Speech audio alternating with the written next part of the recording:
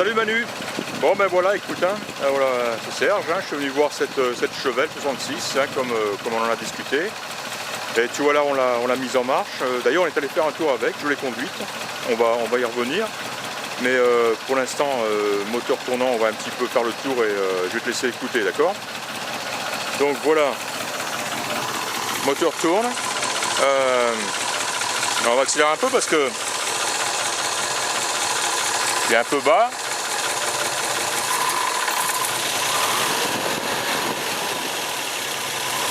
Oh la vache, je me brûle les doigts. Je te dis, il fait plus de 100 degrés ici Fahrenheit, donc il fait 40 degrés, donc c'est pas l'idéal. En tout cas, bon, il tourne bien. Tu vois, on est allé faire un long tour avec. On a noté un tout petit peu de liquide de refroidissement qui est ressorti par le tube d'évacuation. Voilà, qui s'est écoulé un petit peu en bas, mais tu vois, 3 fois rien, vraiment quelques gouttes. Et encore une fois, vu la température qu'il fait, il n'y a rien d'anormal. En tout cas, la jauge de température d'eau, elle est au bon endroit. Elle est là. Tu vois, elle est exactement au milieu. Pression d'huile à droite, tu vois, qui répond à l'accélération. Et là, à gauche, on a le témoin de batterie et la jauge d'essence, bien sûr. Le contour qui fonctionne. Tu vois, elle a un son magnifique. Et la montre, je me souviens plus si elle fonctionne. On vérifiera tout à l'heure. Là, elle montre 8h17. On viendra faire un tour. On va faire un petit tour derrière pour te faire écouter les échappements. Et après, je vais l'arrêter parce que c'est pas bon de laisser tourner une voiture comme ça dans cette chaleur.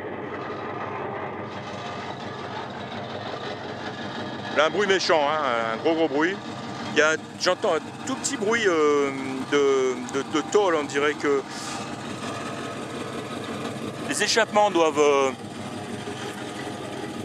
toucher quelque part. Mais bien sûr, avec un régime un peu plus élevé, ça disparaît. Voilà. T'as entendu, c'est magnifique. Bon, je vais l'arrêter parce que, encore une fois, il fait vraiment très chaud, c'est pas bon. Voilà, donc tu l'as entendu tourner. Elle tourne bien. Ben, je vais te parler maintenant de l'essai conduite qu'on en a fait, j'en ai fait. Le monsieur a conduit dans un premier temps, puis après ensuite il m'a laissé le volant. Alors on est resté dans les petites rues du voisinage ici parce que il est 5 heures passées et il y a des bouchons partout en ville. Donc on est resté sur les petites routes, les petites rues adjacentes là. Et écoute, la puissance, on sent beaucoup de puissance, c'est évident. Beaucoup de couple, facile à conduire, direction assistée, très agréable.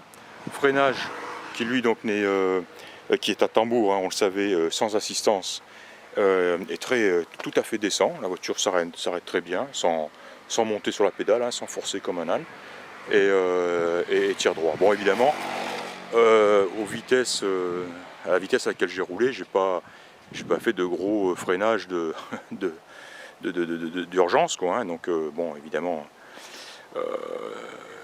c'est un test limité, on dira, Mais enfin, le freinage semble sain, de même que la direction, la boîte, tout ça. C'est une voiture qui est agréable à conduire. Beaucoup de couple, je leur dis, et on sent qu'on a la pêche, la patate en dessous, prêt à être utilisé, avec un très beau bruit. Voilà, bonne impression, très bonne impression même, je dirais, générale au niveau conduite. Voilà. J'ai noté en début de reportage, quand je suis arrivé, que les feux de recul ne fonctionnaient pas. Je l'ai signalé au vendeur, il ne le savait pas. Et lui-même m'a dit par contre qu'il avait retiré le câble de frein à main parce qu'il frottait sur l'arbre de distribution. Bizarre, donc bon, il a choisi, pour pas s'embêter, c'est un peu bizarre, il a choisi de l'enlever tout simplement. Je suis pas totalement surpris parce que de toute façon ici aux US, les gens ne croient pas au frein à main. C'est dans beaucoup de voitures que je vois, que je visite, que j'inspecte, le frein à main fonctionne pas. Surtout parce qu'au départ, il y a beaucoup d'automatique, donc à partir de là, le frein à main est moins nécessaire, mais plus surprenant sur des boîtes manuelles. Bon, pas de frein à main, voilà, le réflexe, on arrive, on engage la première, et puis c'est tout, Voilà, voilà, pour ce qui est de ce qui ne fonctionne pas. Alors il m'a bien confirmé hein, que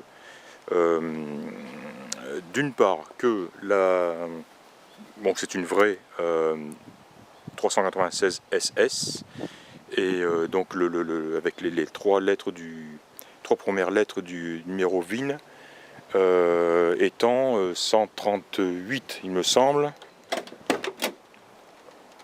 On va vérifier ça. Là voilà la plaque VIN qui a été repeinte. 138. Voilà, c'est ça. 138 1 7 6 K 1 2 4 9 3 8. C'est dommage, il faudrait l'enlever, la décaper, ça serait plus joli et plus lisible. Enfin bon, on voit nettement le 138. Hein, je recommence 138 17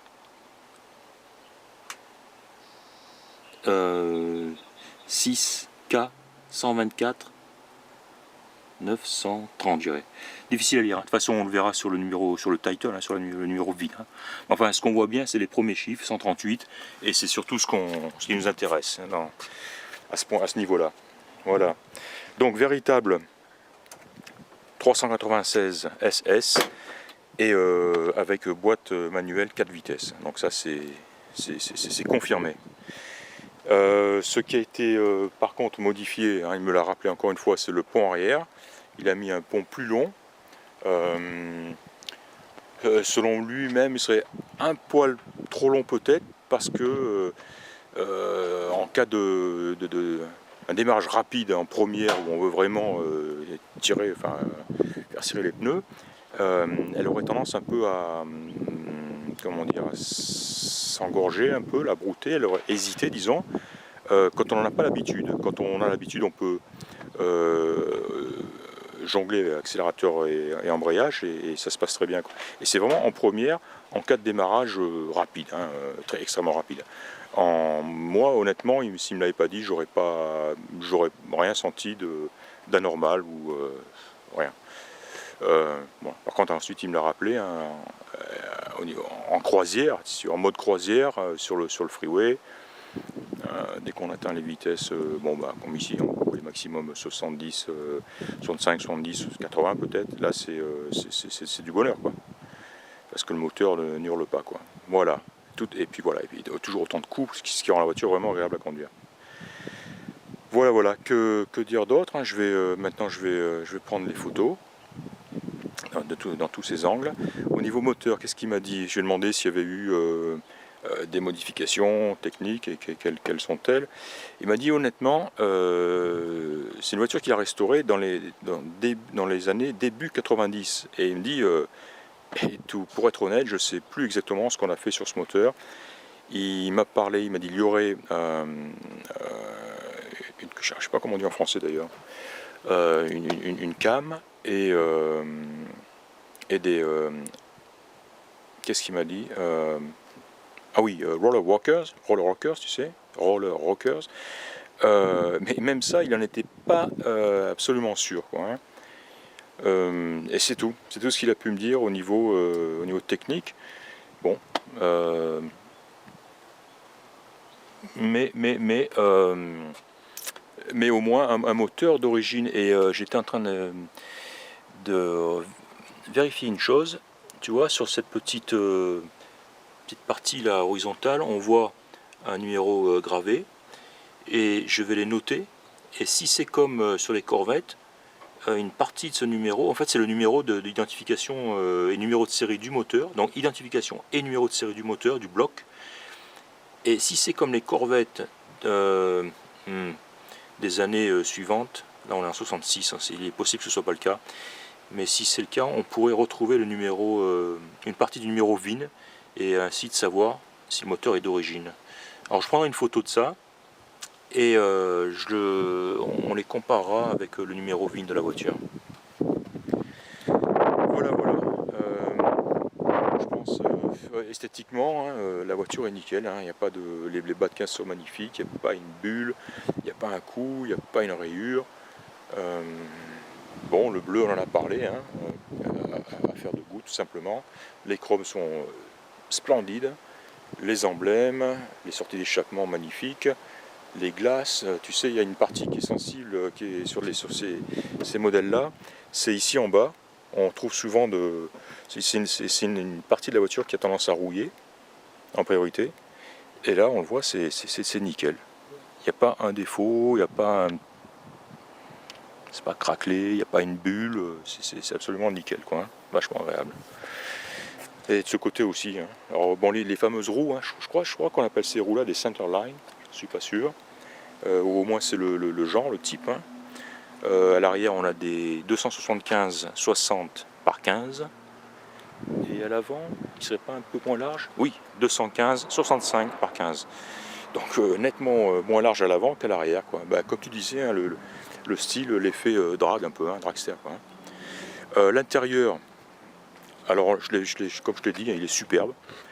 Pas un défaut sur les sièges. Alors oui, elle a été restaurée, parce qu'en fait elle a été restaurée par le vendeur lui-même, donc comme je le disais au début des années 90.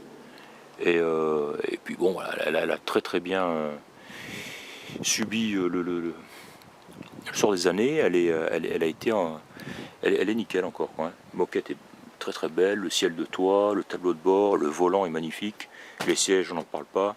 Ah oui, il a ajouté, la seule chose qui n'est pas d'origine, c'est il a ajouté la fermeture centralisée. Ouais, et puis apparemment c'est bien fait, ça marche bien, tu vois. Voilà, voilà. L'autoradio non plus ne doit pas être d'origine là-bas, parce que c'est un autoradio à cassette, donc qui n'existait pas en 66. Et voilà, la montre fonctionne, il est 8h25, tu vois. Donc, elle n'est pas à l'heure, mais elle fonctionne. Voilà, voilà. Écoute, voilà, comme je te disais, les glaces sont en très bon état, important aussi. Je crois qu'on a fait le tour de la question. Je vais donc prendre pas mal de photos, et puis voilà. Tu vois, ça c'est en train de sécher en bas, donc ça s'est arrêté de couler, donc rien d'anormal, quoi, hein. Encore une fois, température très élevée, même mon appareil photo est très chaud, c'est incroyable, il fait une chaleur incroyable, c'est vraiment une canicule ici. Voilà, voilà. Écoute, on fait comme ça, je t'envoie cette vidéo, et je t'envoie les photos en suivant, et puis on en parle. Voilà, allez, salut Manu.